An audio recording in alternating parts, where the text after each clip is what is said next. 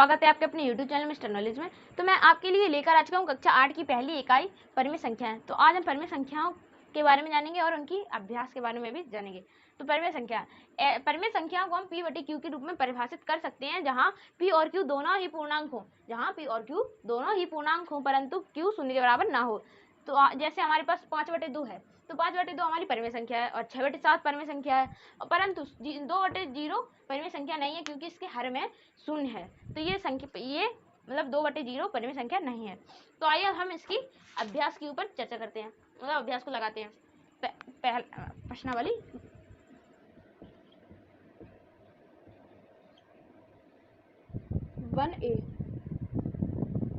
प्रश्नावली 1A का पहले में लिखा है सरल करो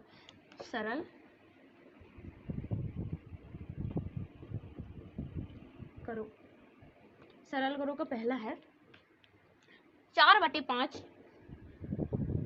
प्लस माइनस के 2/5। तो पहले तो मैं आपको बता देता हूँ कि इन दोनों परिमेय संख्याओं के हर समान है। इन दोनों परिमेय संख्या के हर समान है कि नहीं है? तो हम इनका एलसीएम 5 लिख सकते हैं, क्योंकि इन दोनों के हर भी समान है, तो इसका एलसीएम भी 5 ही आएगा। तो हम लिख देंगे 5 × 5 होते हैं, तो 1 को गुणा 2 में करेंगे, 4 × 4 1 को गुणा 4 में करेंगे, 4 × 4 माइनस 5 × 5 होते हैं, तो 1 को गुणा 2 में करेंगे, 2 × 2। तो ये बच्चे हमारे 4 में से 2 गए, 2/5 आंसर। तो हमारी ये 2/5 हमारा आंसर आया। तो अब देखते हैं अगला सवाल है ऋण के 4/5 धन 2/5।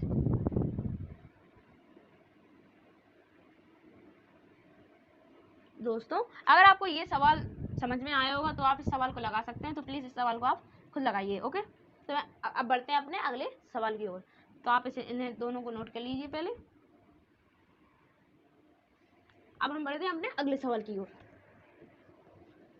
अगला सवाल है संख्या रेखा की सहायता से सरल करो। संख्या रेखा की सहायता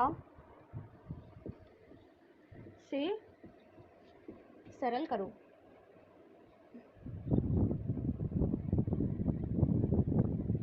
पहला है 3/4। पहला इसका क्वेश्चन है 3/4 प्लस माइनस के 3/2। ये हमारी दोनों परिमेय संख्या है। इसे हमें परिमेय संख्या रेखा के द्वारा सरल करना है। तो पहले तो हम इन दोनों परिमेय संख्याओं के हर समान करेंगे। तो इनके हर समान करने के लिए हमें इन दोनों परिमेय संख्याओं के हर का लासापा लेना होगा, मतलब एलसीएम लेना होगा। 4 और 2 का एलसीएम, तो 2 से पहले हम इसे डिवाइड करेंगे, 2 × 4 2 × 2, फिर 2 से डिवाइड करेंगे, 2 × 2। ये हमारा पूरा डिवाइड हो चुका है। तो ये 2 × 4 हमारा एलसीएम आया है। 2 × 4 हमारा एलसीएम निकल कर आया है। तो ये हमारा 4 आया। 4 × 4 होते हैं, तो 1 को हम 3 में करेंगे, 3 × 3 माइनस 2 × 4 होते हैं, तो 2 को हम 3 में करेंगे, तो ये हो गया 6। तो 3 × 6 होते हैं, तो ये 6 हो गया। तो हम इसे ऐसे लिखते हैं 3/4 माइनस 6/4। तो अब हमें इन दोनों परिमेय संख्याओं को संख्या रेखा द्वारा सरल करना है।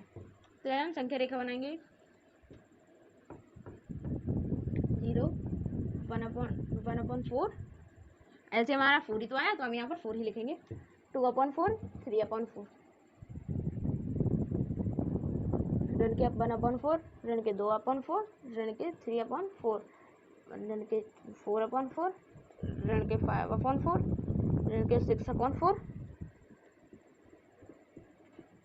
ओके, तो पहले तो हम 3/4 तक इसे 0 से 3/4 तक इसे विस्थापित करेंगे।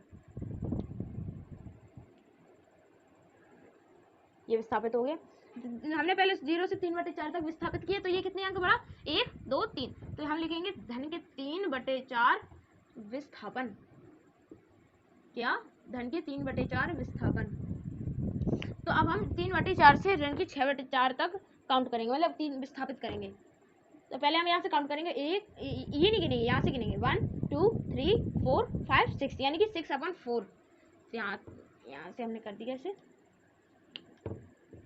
ये हमने यहाँ से आया, तो ये विपरीत दिशा में विस्थापन होगा, तो इसे हम माइनस के 6/4 विस्थापन लिख देते हैं। माइनस के 6/4 विस्थापन। तो हमारा फाइनल विस्थापन क्या आया?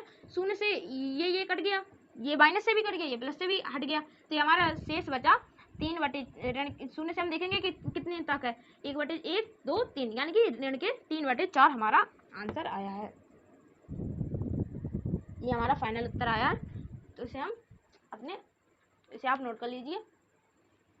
आप लोगों को नोट कर लिया होगा। तो मैं इसे अब इरेज कर रहा हूँ, इसे नहीं कर रहा हूँ, इसे कर देता हूँ। यहाँ पर आपको सवाल लिखना है ना मुझे। तो इसका दूसरा सवाल है, दूसरा ऋण के 3 बटे ऋण के 4 धन 5 बटे ऋण के 6। ये हमारा अब अगला है। अगर आपको ये सवाल समझ में आया होगा तो आप इसे भी प्लीज लगाइए, आप खुद ही से कीजिए। तो आप बढ़ते अपने अगले सवाल की ओर।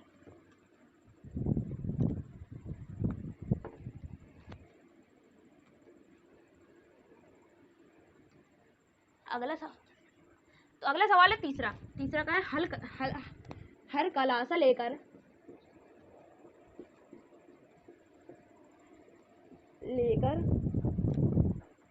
सरल करो।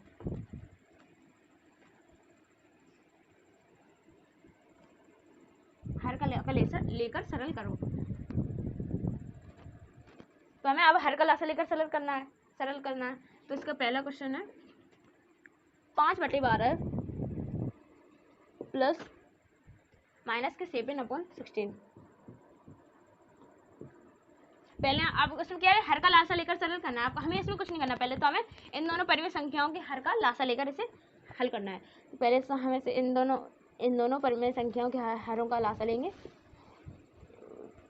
2 6 12, 2 8 16, 2 3 6, 2 4 8, 2 2 4, 3 का 3 रहेगा, 2 1 2, यहाँ सब 3 से करेंगे, 3 से 3 1 3 होते हैं। तो ये पूरा हमारा कट गया। तो अब बचा दून, आप देखेंगे कि क्या बचा हमारा, 2 दूनी 4 दूनी 8 दूनी 16, 16 3 48। तो हमारा 48 क्या आया, लासापा। 48 लासापा क्या आया, बटे में लिख देंगे पूरे के 48। तो अब देखेंगे 12 चौको 48 होते हैं, 12 चौको 48 होते हैं। तो 4 का गुणा 5 में गए, 5 चौको 20। ये माइनस की संख्या थी तो हमने माइनस लगा दिया। 16 3 48 और 3 का गुणा 7 में 7 21। तो यह माइनस के 1/48 ये हमारा आंसर आया। तो अब देखते हैं हम अगला सवाल। ओके, अगला सवाल है ऋण के 3 बटे ऋण के 11 प्लस ऋण के 4 बटे 33। तो आपको ये सवाल समझ में आया होगा दोस्तों। तो प्लीज आप लोग ये भी खुद कीजिए। ये सवाल आपको समझ में आएगा तो ये आप खुद कीजिए। ओके, तो अब हम अपने अगले सवाल की तरफ बढ़ते हैं।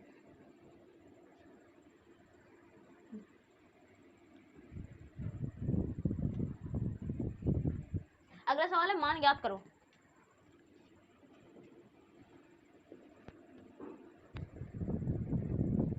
मान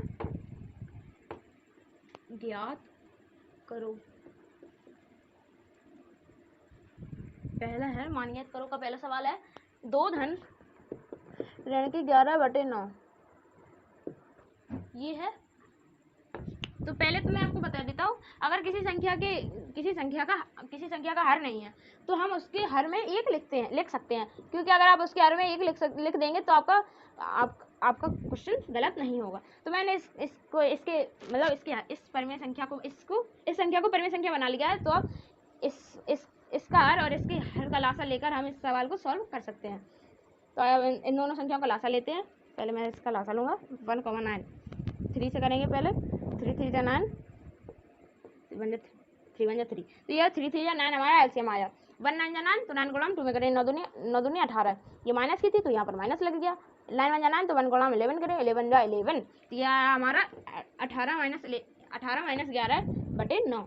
तो अब हम 18 में से 11 घटाएंगे, ये बचा हमारा 7/9 आंसर आया। ओके, तो अब बढ़ते हैं आपके अगले सवाल की ओर, मतलब चौथे के अगले सवाल की ओर। ये है ऋण के 3 धन ऋण के 2 ऋण 3 ऋण के 2 बटे ऋण के 3। ओके, तो इसमें सवाल खुद कीजिएगा। तो थैंक यू दोस्तों।